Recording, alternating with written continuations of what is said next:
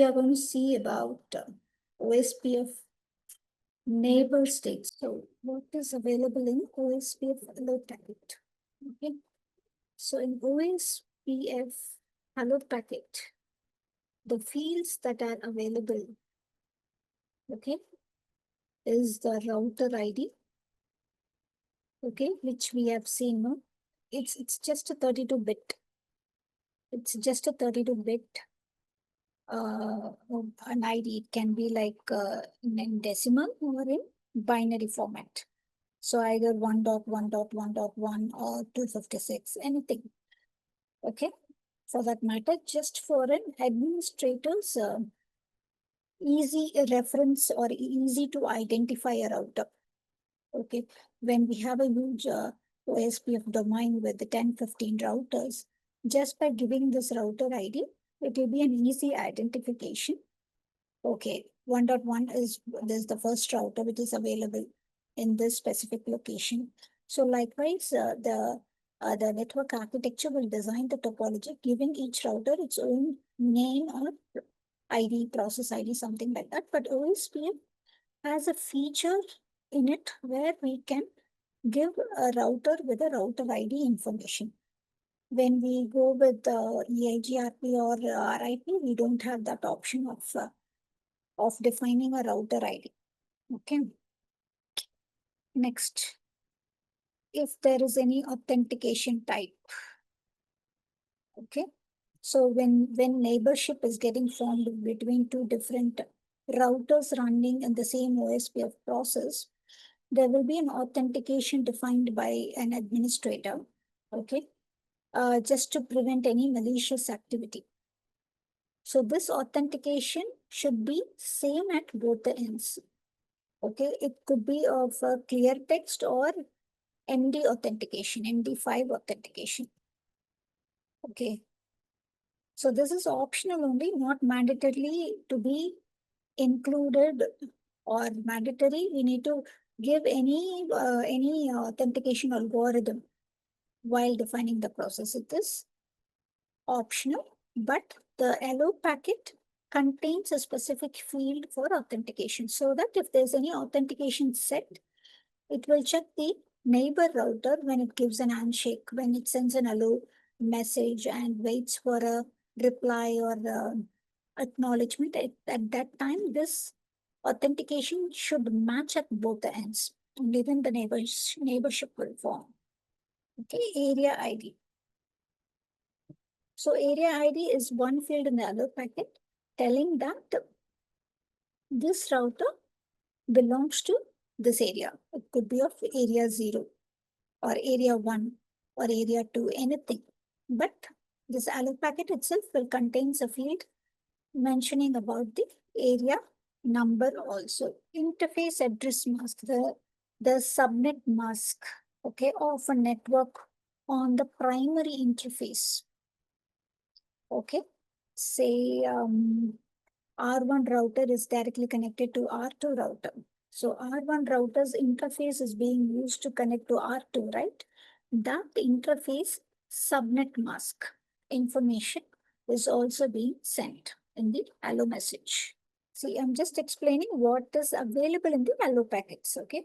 So interface priority, if at all, if we are giving any interface with the priority, this will mostly be useful when we have an OSPF process running and there's an election going to happen in the OSPF process where one router will be elected as designated router and all the other routers will be as a backup designated router. Election of DR, designated router, and the remaining will be BDR, backup designated router. So we can define actually one router to be of DR. So why DR, BDR election happens is, so any updates on any, say we have 10 routers in the network, OSPF process running on 10 routers. If there is any change in the link, okay, a link might got flapped, okay, might got flapped in the sense a minor flap, like when link might have gone down and came up by itself on its own within 30 seconds or within 1 minute. Okay, that's a minor link flap. So for that 30 seconds means that there's a network which is down or a link that is down. So immediately the OSPF process on that running on the router will try to send an update to the neighbor saying there's a link down and we need to find an alternative path to reach that specific network which is connected on the link. Okay, so what happens? This update is going to be sent to all other routers. Send and receive of update information convergence is going to happen, right? Between all 10 routers. So it's going to be like a huge, not that huge, but it's kind of like consuming the processing speed and all the efficiency of the network and all will be affected. So in order to reduce that, if we elect one router as DR, other routers by default will be in BDR, backup designated router. So all updates, if any link fails, the update will go to the DR only, not to the remaining 8 or 9 routers. Whatever router's link fails, it will send update only to the DR. And DR will send update to the remaining routers. So it is one-to-one communication and one-to-group communication is happening, right? So whichever router fails, it's sending information one-to-one, a unicast communication to the DR. And the DR is sending a group communication, a multicast information communication to the remaining routers. So this way we can actually improve the speed and performance of the router. Okay, for that only DR, BDR. That is what the DR and BDR is being elected. But how we are going to elect is manually by setting some priority number on the interface of the router to make that router run as a DR. But this is also optional. Not every router or every router running OSPF, there should be a DR, BDR. It's not mandatory. It is again optional. So again, there's an allow interval timer in the field of allow packet. It's just the timer in seconds for every allow packet being sent to the neighbor. Dead interval. So this is also in a timer in seconds that the router waits until to hear a hello message from the neighbor router before it declares the router is down. Okay, so if allow interval timer is 10 seconds, then dead interval timer will be of 30 seconds. So till 30 seconds, it will wait. If it is getting any response from the neighbor router, whichever router it sent an allow packet, it should get a reply from the neighbor router. So it will wait for 30 seconds. If there is more information or no hello packet being sent in turn, then that router will be declared as a down, BDR. Okay, the IP address of the DR and the BDR network. That IP address information of DR and BDR router will be also be available in the hello packet. So active neighbor is the list of neighbors seen on network segment. So the OSPF router must have received allo message from all the neighbors. Okay. Yeah, I got it. 1 minute. So, yeah. So you're writing all the headings, right? Router ID, authentication, area ID, and all. Can you write any examples? Can you write an example beside the headings? No, that is router ID is going to be, like I said, it is a 32-bit. 32-bit ID. Okay. Yeah, please mention all those things. Sorry? Please mention all those things beside each of the topic. Okay, so this is OSPF fellow packets. You're clear? We'll move on to the next one. Next one is OSPF neighbor states. Okay. So when OSPF when OSPF running router is going to form neighborship with its adjacent routers, there are few steps or sequence where each router will undergo before initializing the neighborship.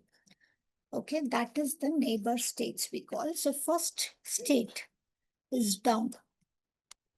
Okay, so this is the initial state of any router before it starts the neighbor relationship. Okay, it indicates that the router has not received any OSPF hello packet. Okay, so down state means the router has not received any OSPF hello packet. Okay, next is attempt.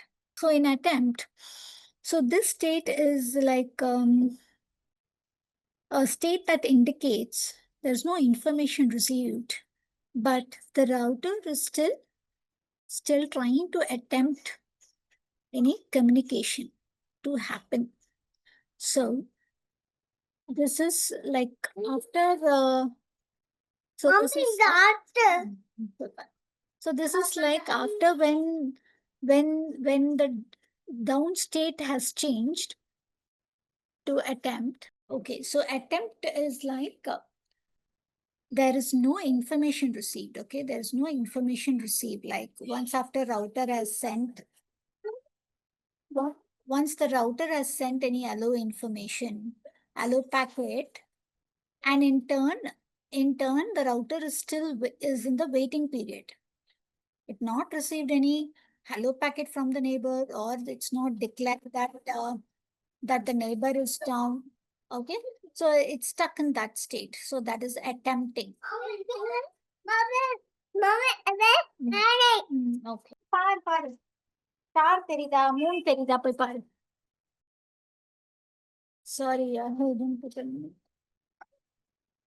I think it's raining outside, so like getting excited. Okay, so this is attempt. Next is init. So init. So this state actually indicates that there's a hello packet has been received from another router, but a bidirectional communication is not established. Right? So the allo packet is received by the neighbor because as per the allo interval timer, so the router will assume that the allo packet is received by the neighbor. Mommy,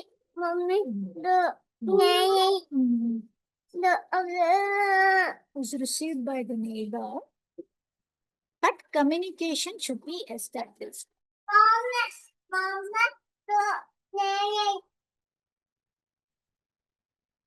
Okay, so init is allo packet is being received from the neighbor end, but the bidirectional communication is not established. Next, two-way communication. Two-way communication is actually means bidirectional communication is established. Next is extract. So extract state. Okay. Extract state is the first state in forming the adjacency. So it is actually like communication is being opened. Okay, open between the routers to identify which router will be the master or slave, like DR or BDR election. Okay, after the link state database synchronization happens. So what is link state database? What is link state database we have seen? It is nothing but it contains the link state advertisements. What is link state advertisement? Link state advertisement is nothing but it contains the links information status. Okay, So the link information or status is being sent to the neighbor. That is called link state advertisement. And those link, say if the router has multiple interfaces, more than 2 or 3 interfaces. So all the link state advertisements together will be updated in the link state database, right? So during this start stage, actually it is the first stage informing the adjacency, informing the adjacency. Okay, the first state. I can just it is the first state. Next is exchange.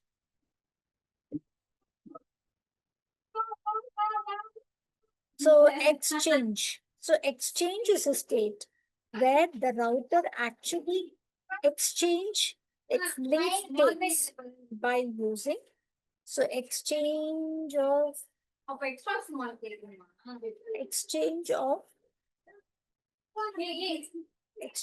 link states.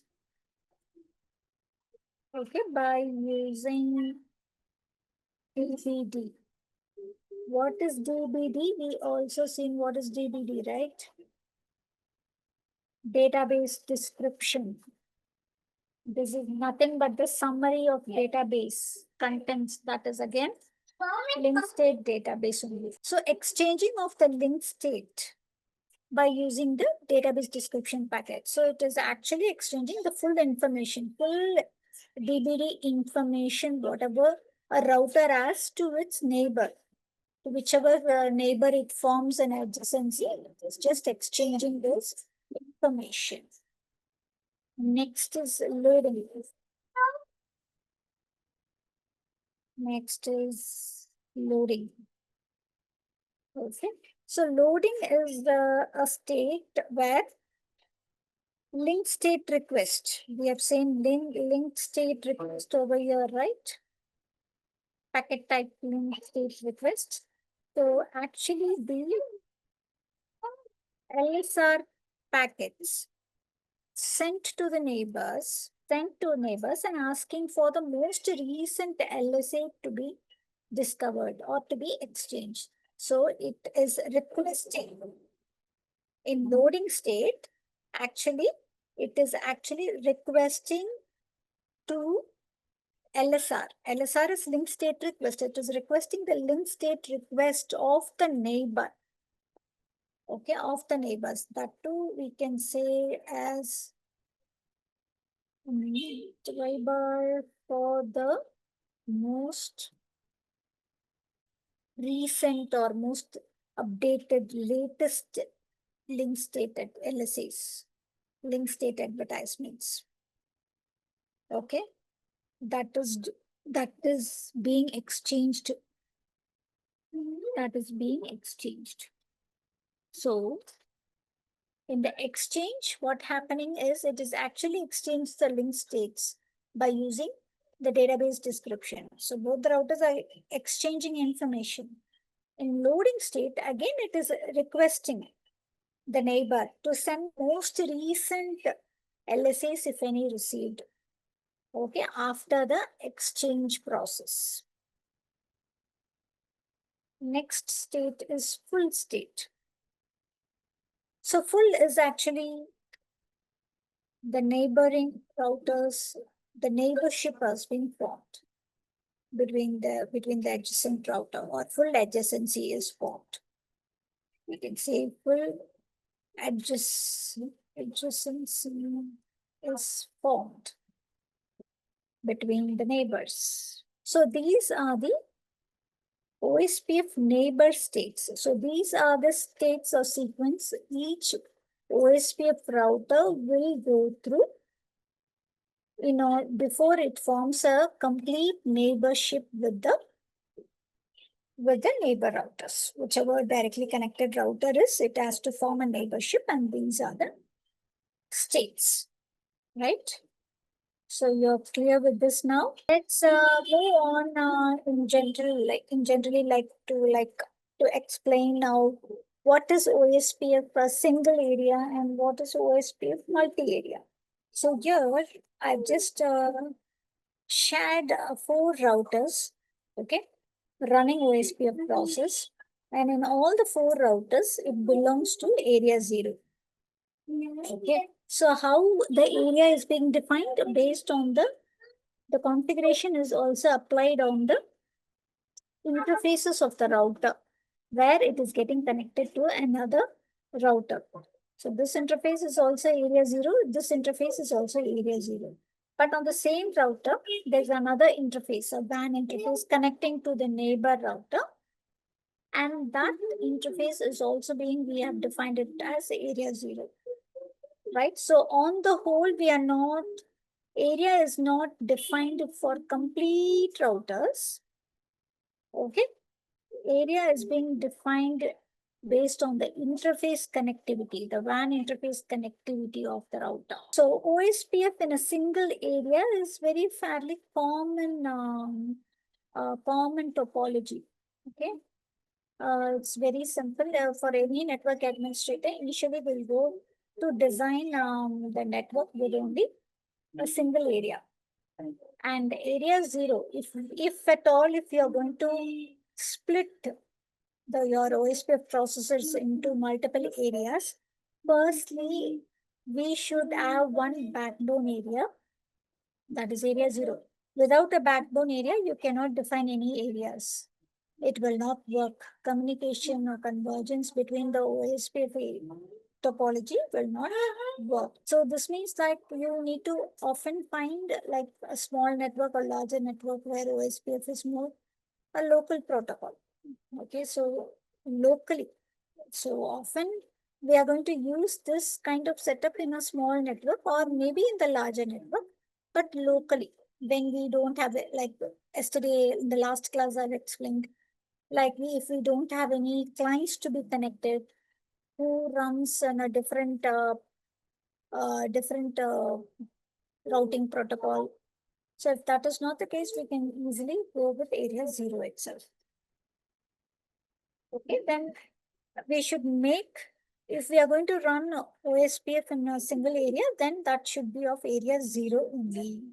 Okay, in general, areas must be like, what to say, should not be like area 1 or area 2 as we call. We cannot define it in our own sequential way.